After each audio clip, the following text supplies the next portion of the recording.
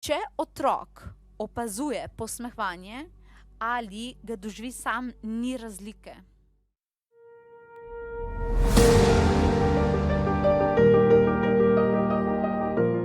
Sortiranja, manipuliranja komunikacije se naučimo kasneje.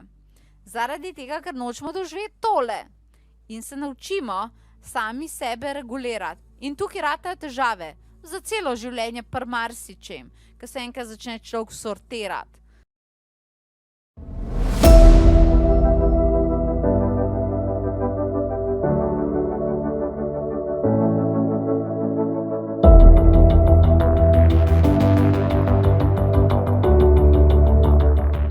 Če si ful v stresnih situacij in obrneš kotičke ust navzgor, mogoče evo še za ostale, če kdo ni slišal, ne.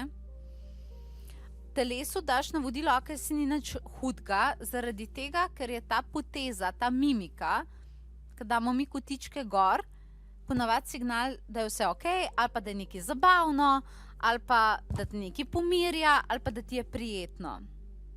In s tem se ti zavaruješ pred ful hudim telesnim odzivom.